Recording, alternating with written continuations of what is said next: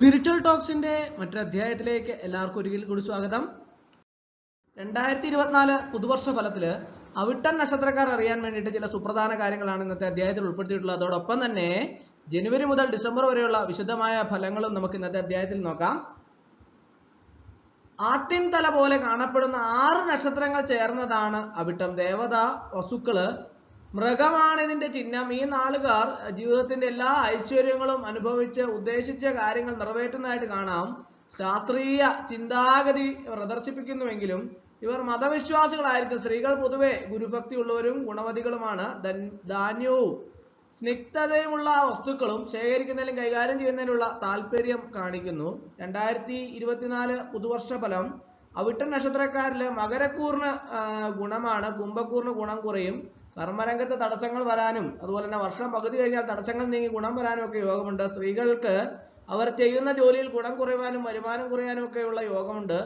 നവഗ്രഹ സ്തോത്രമൊക്കെ ചൊല്ലുന്നതും അതുപോലെ തന്നെ ലളിതാ സഹസ്രനാമം ഒക്കെ ജപിക്കുന്നതൊക്കെ വളരെയധികം പ്രയോജനപ്രദമാണ്. അവർക്ക് ദോഷഫലങ്ങളെ ഇല്ലായ്മ ചെയ്യുന്നതിന് ഇതെല്ലാം തന്നെ വളരെയധികം ഗുണപ്രദമായ ഒന്നാണ്. ഇനി നമുക്ക് ജനുവരി മുതൽ ഡിസംബർ വരെയുള്ള വിശദമായിട്ടുള്ള ഫലങ്ങളെ കുറിച്ച് നോക്കാം. ജനുവരി മാസത്തില് അവിട്ടൻ നക്ഷത്രക്കാർ പൊതുവെ ശാരീരികമായും ക്ഷീണം അനുഭവപ്പെട്ടേക്കാം. കുടുംബകാര്യങ്ങളിലൊക്കെ കൂടുതൽ ശ്രദ്ധ ചെലുത്തേണ്ടതായിട്ട് വരും. ചില പുതിയ എഗ്രിമെന്റുകളും ഒപ്പുവെച്ചെന്ന് വരാം. വാഹനങ്ങൾ ക്രയവിക്രയം നടത്തും. വരുമാനത്തിൽ വർധനയനുസരിച്ച് ചെലവ് വർദ്ധിക്കും. വിനോദയാത്രകളൊക്കെ നടത്തിയെന്നും വരും. ജോലിയിൽ സ്ഥിരത ലഭിക്കും. നമുക്ക് ഫെബ്രുവരി മാസത്തെ ഫലം നോക്കാം. വിലപ്പെട്ട ഗ്രഹോപകരണങ്ങൾക്കായി പണം ചെലവഴിക്കും. കുടുംബ താല്പര്യം നിലനിർത്താൻ അവനവന്റെ താല്പര്യങ്ങൾ ബലിയർപ്പിക്കേണ്ടതായിട്ട് വരും. വിദ്യാർത്ഥികൾക്ക് അനുകൂല സമയമാണ്. ലോട്ടറികളിലൊക്കെ ഭാഗ്യപരീക്ഷണം വിജയിക്കും. കുടുംബസ്വത്ത് ഭാഗം വയ്ക്കാൻ നേതൃത്വം നൽകും. ജോലിഭാരമൊക്കെ വർദ്ധിക്കാനുള്ള സാധ്യതയുണ്ട്. ഇനി നമുക്ക് മാർച്ച് മാസത്തെ ഫലം നോക്കാം. മാർച്ച് മാസത്തില് ബിസിനസ്സിലെ പുരോഗതി ഉണ്ടാകും. മനസ്സിന് ഉന്മേഷം പകരുന്ന ചില സന്ദേശങ്ങളൊക്കെ ലഭിക്കും. നഷ്ടപ്പെട്ടു എന്ന് കരുതിയ വസ്തുക്കള് തിരികെ ലഭിക്കും. വിരുദ്ധ മനോഗതികൾ മൂലം അത് പല കാര്യങ്ങളും തീരുമാനമെടുക്കാൻ പ്രയാസം നേരിടും. ആരോഗ്യനില മെച്ചമായിരിക്കും. സമൂഹത്തിലൊക്കെ പദവിയൊക്കെ ലഭിക്കാനുള്ള സാധ്യതയുണ്ട്. ഇനി നമുക്ക് ഏപ്രിൽ മാസത്തെ ഫലം നോക്കാം. പൂർവിക സ്വത്ത് അനുഭവയോഗ്യമാകും. ഇൻഷുറൻസ് വകയില് കിട്ടേണ്ട തുക കൈവശം വന്നു ചേരും. പഴയ വാഹനം കൊടുത്ത് പുതിയത് വാങ്ങും. കൃഷിക്കാർക്ക് അപ്രതീക്ഷിത വരുമാനമൊക്കെ അവർക്ക് ലഭിക്കാൻ സാധ്യതയുണ്ട്. അതുപോലെ തന്നെ അവർക്ക് പ്രതീക്ഷിച്ചിരുന്ന വരുമാനം അതിലേക്ക് എത്തിയില്ല എന്നൊരു മനോവിഷമം അവരെ എപ്പോഴും അലട്ടിക്കൊണ്ടിരിക്കും. ബിസിനസ്സിൽ സർക്കാർ ഇടപെടലൊക്കെ വന്നു ചേരും. തൊഴിൽ രഹിതർക്ക് ജോലിയിലൊക്കെ പ്രവേശിക്കാൻ അവസരമൊക്കെ ഉണ്ടാവും. ഇനി നമുക്ക് മെയ് മാസത്തെ ഫലം നോക്കാം. മെയ് മാസം രാഷ്ട്രീയ പ്രവർത്തകർക്ക് നേതൃസ്ഥാനത്തൊക്കെ ഉയരാൻ സാധിക്കും. പാവപ്പെട്ടവരുടെ ഉന്നമനത്തിന് വേണ്ടി പ്രവർത്തിക്കും. ഭക്ഷ്യവിഷബാധ മറ്റു വിഷബാധകളൊക്കെ വരാതെ പ്രത്യേകം ശ്രദ്ധിക്കേണ്ടതാണ്. ജോലിയിലൊക്കെ പ്രമോഷൻ ലഭിക്കും. യാത്രകൾ സുഖകരമായി ഭവിക്കും.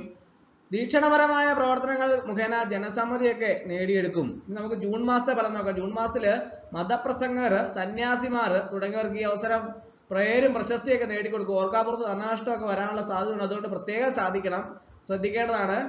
ബാങ്കുകളിൽ നിന്നൊക്കെ മറ്റു സമ്മർദ്ദം ഉണ്ടായെന്ന് വരാം. കർമ്മരംഗത്ത് ഊർജ്ജസ്വലത കാണിക്കും. സ്ത്രീജനങ്ങൾ മുഖേന അപമാനിതരാകാൻ വേണ്ടിയിട്ട് സാധ്യത ഉള്ളതിനാൽ പ്രത്യേകം ഒന്ന് ശ്രദ്ധിക്കുന്നത് നല്ലതാണ്. നമുക്ക് ജൂലൈ മാസത്തെ ഫലം നോക്കാം. ജൂലൈ മാസത്തില് പുതുതായിട്ട് ജോലിയിൽ പ്രവേശിക്കാൻ അവസരം ഉണ്ടാവും. പ്രതീക്ഷിക്കുന്ന കേന്ദ്രങ്ങളിൽ നിന്ന് ധനാഗമം ഉണ്ടാകും. വാഹനങ്ങളിൽ നിന്നുള്ള വരുമാനമൊക്കെ വർദ്ധിക്കും.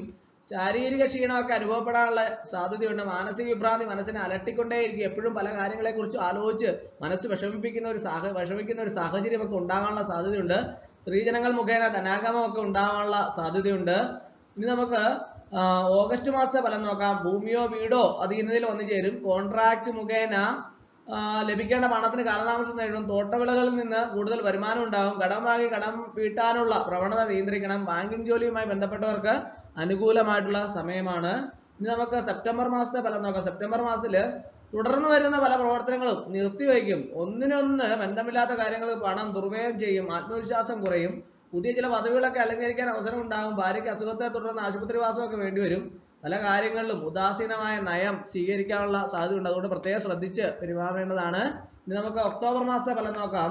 കുടുംബകാര്യങ്ങളിലൊക്കെ കൂടുതൽ ശ്രദ്ധയും നിയന്ത്രണവും ഒക്കെ ചെലുത്തും. ക്രയവിക്രയങ്ങളിലൊക്കെ നേട്ടമുണ്ടാകും. ബിസിനസ്സിൽ മെച്ചപ്പെടും. തൻകാര്യം ചെയ്യുന്നതിന് ഏത് മാർഗവും അവലംബിച്ചെന്ന് വരും. എഗ്രിമെന്റ് മുഖേന കിട്ടേണ്ട പണം കിട്ടും. ജോലിയിൽ സസ്പെൻഷൻ ഒക്കെ ഉണ്ടാവാനുള്ള സാധ്യതയുണ്ട്. അതുകൊണ്ട് പ്രത്യേകം ശ്രദ്ധിച്ച് പ്രവർത്തിക്കേണ്ടതാണ്. ഇനി നമുക്ക് നവംബർ മാസത്തെ ഫലം നോക്കാം. വിദ്യാഭ്യാസ രംഗത്ത് നല്ല പുരോഗതി ഉണ്ടാകും. സഹോദരങ്ങൾ മുഖേന ചില പുതിയ ബിസിനസ് സംരംഭങ്ങളൊക്കെ തുടങ്ങാനിടയുണ്ട്. കലാരംഗത്ത് പ്രവർത്തിക്കുന്നവർക്ക് അനുകൂല സമയമാണ്. വിദേശത്ത് ജോലിക്ക് ശ്രമിക്കുന്നവർക്ക് ആഗ്രഹം സാധിക്കും. തൊഴിൽ രഹിതർക്ക് ജോലി ലഭിക്കാൻ ഇടയുണ്ട്. അതുപോലെ തന്നെ ഡിസംബർ മാസത്തെ ഫലം 2024 ഡിസംബർ ബന്ധുക്കളും സഹോദരങ്ങളൊക്കെ ഒന്നിച്ച് പ്രവർത്തിക്കും. വിചാരിക്കാത്ത സന്ദർഭങ്ങളിൽ ധനാഗമം വന്നുചേരും.